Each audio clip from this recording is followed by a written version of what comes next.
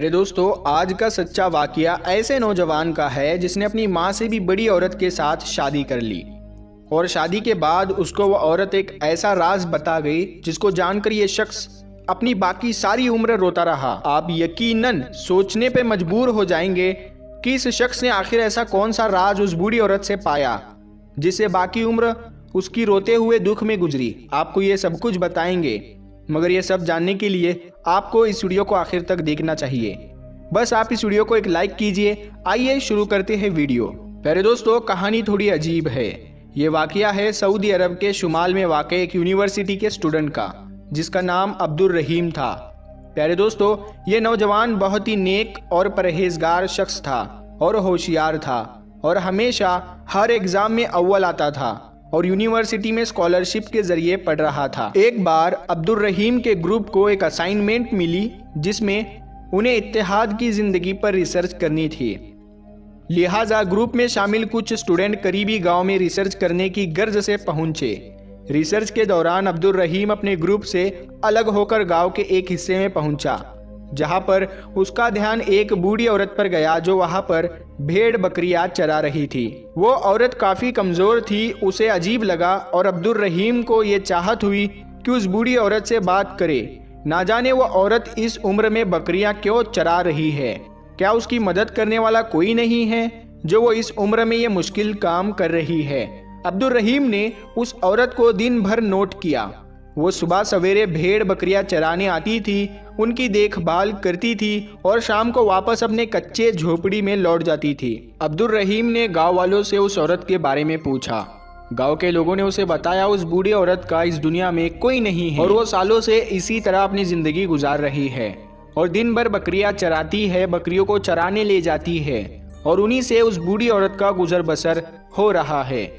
प्यारे दोस्तों, वो नौजवान लड़का वापस अपने ग्रुप यानी नौजवान साथियों के पास आ गया, मगर वो सारी रात उसी औरत के बारे में सोचता रहा। खुदा जाने उस लड़के को उस बूढ़ी औरत के साथ क्या वाबस्तगी महसूस हो रही थी कि बार बार उसका ध्यान उसकी तरफ जा रहा था।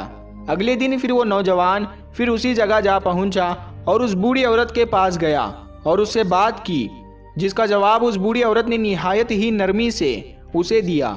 नौजवान ने उस बूढ़ी औरत से इधर उधर की बातें करते हुए पूछा कि आप अकेले इन भेड़ बकरियों को कैसे संभालती है।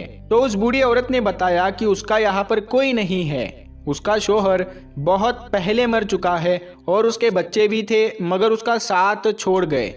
मगर उसने हिम्मत नहीं हारी और इन्हीं भेड़ बकरियों को अपना सब कुछ मान लिया, यानी अपनी औलाद, अपना परिवार, सभी मेरी भेड़ बकरियां ही है। इसीलिए मैं उनकी परवाह करती हूँ, उन्हें यहाँ पर चराने लेकर आती हूँ। अब्दुल रहीम यानी वो जो नौजवान लड़का उस बूढ़ी औरत के इस बात से काफी मुतासिर हुआ।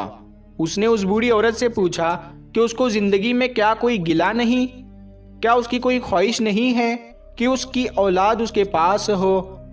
तो उसके जवाब पर उस कमजोर औरत ने कहा कि नहीं, बस अल्लाह का हर हाल में शुक्र अदा करती हूँ और दुआ करती हूँ कि उसकी औलाद हमेशा खुश रहे। उसको अपनी औलाद से कोई गिला शिकवा शिकायत नहीं है। बस उसकी आखिरी ख्वाहिश है जिस पर वो दुखी हो जाती है, क्योंकि उसकी एक ख्वाहिश पूरी होती हुई उसे नजर नहीं आती है। तो फिर नौजवान लड़के ने पूछा कि तुम्हारी क्या ख्वाहिश है। बूढ़ी औरत ने उसे बताया कि वो एक बार मरने से पहले अल्लाह ताला का घर देखना चाहती है, अल्लाह के घर की जियारत करना चाहती है, मगर वो नहीं जा सकती क्योंकि उसके पास उसका कोई महरम नहीं और ना ही इस बुढ़ापे में कोई साथ लेकर जाने वाला है। लड़का उसकी एक ख्वाहिश सुनकर गमजदा हो गया। लड़के का दिल चाहा कि किसी भी तरह वो इस औरत की ख्वाहिश को पूरा कर सके, मगर कैसे। वो लड़का इस बात को सारी रात सोचता रहा और उसने इसका ये हल निकाला कि अगर वो उस बूढ़ी औरत से निकाह कर ले, उसका महरम बन जाए, तो उसे उस बूढ़ी औरत की आखिरी ख्वाहिश पूरी करवा सकता है। फिर चाहे वापस आकर वो उस बूढ़ी औरत को तलाक दे देगा, मगर वो पहले किसी मुफ्ती या किसी आलिम से इसके बारे में पूछेगा कि क्या ऐसा करना जायज होगा। अगले दिन वो लड़का सुबह एक मुफ्ती साहब के पास गया और उनको अपना मकसद बताया। मुफ्ती साहब ने कहा कि ऐसा करना बिल्कुल जायज है और वो ऐसा कर सकता है। मुफ्ती साहब की इजाजत के बाद वो लड़का उस बूढ़ी औरत के पास गया और उसको बताया कि अगर वो उससे निकाह के लिए राजी हो जाए तो उसकी ये ख्वाहिश पूरी हो सकती है कि वो अल्लाह का घर देख सके और महरम के साथ उम्रे पर जा सके।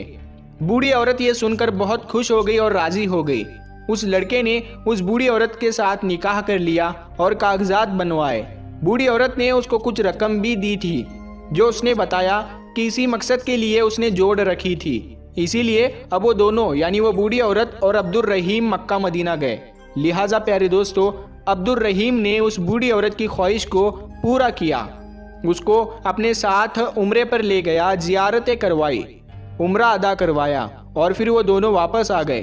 वापस आकर अब्दुल रहीम ने उस बूढ़ी औरत से कहा कि मेरा मकसद पूरा हो गया, अब अगर आप चाहे तो मैं आपको तलाक दे देता हूँ। उस बूढ़ी औरत ने कहा कि नहीं, तुम मुझे तलाक ना दो और ऐसे ही छोड़ दो। तुम जाओ, खुश रहो, आबाद रहो। मेरी जिंदगी की सबसे बड़ी ख्वाहिश मुझे तुम्हारी वजह से मिली।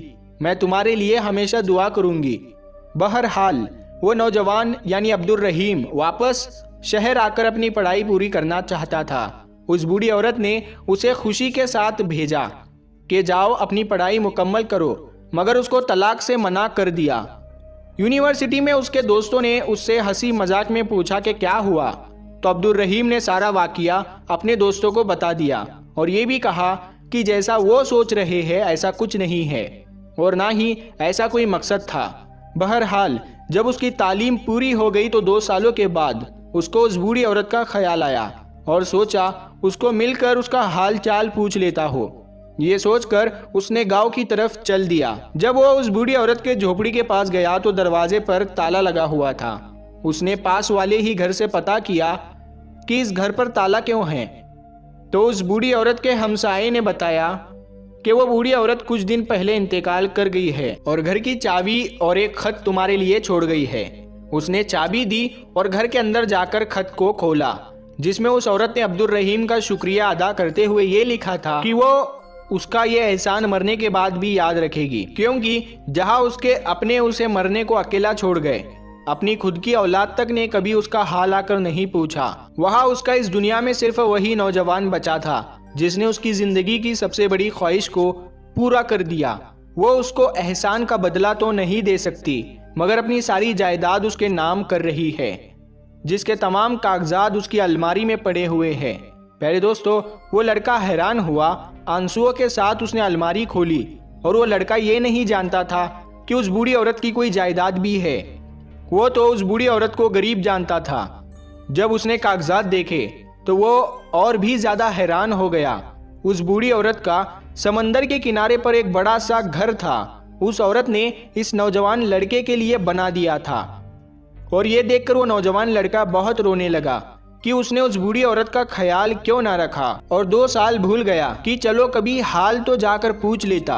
बहरहाल जब उसने समंदर के किनारे पर मौजूद उस घर को बेचना चाहा तो उसके गुमान में भी नहीं था कि उसकी कीमत 3 लाख रियाल थी। अल्लाह ताला ने उस नौजवान शख्स को उस बूढ़ी औरत की नेक ख्वाहिश पूरी करने का इनाम दे दिया। मगर प्यारे दोस्तों, वो सारी उम्र गमज़दा रहा और पछताता रहा। उसकी मुखलिसाना नेकी का बदला था जो उसे कीमती तोहफा मिला। बेशक अल्लाह ताला ऐसी नेकियों का बदला जरूर अता करता है जिसमें कोई लालच नहीं होता।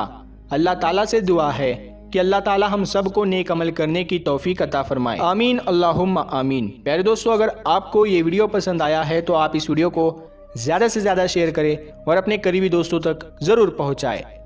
अभी तक आपने हमारे चैनल को सब्सक्राइब नहीं किया है तो हमारे नूर हदीस यूट्यूब चैनल को सब्सक्राइब करके साथ में लगे बेल आइकन को ज़रूर दबा दें। हम मिलते हैं फिर एक नई वीडियो के साथ, तब तक के लिए अस्सलाम वालेकुम। अल्लाह।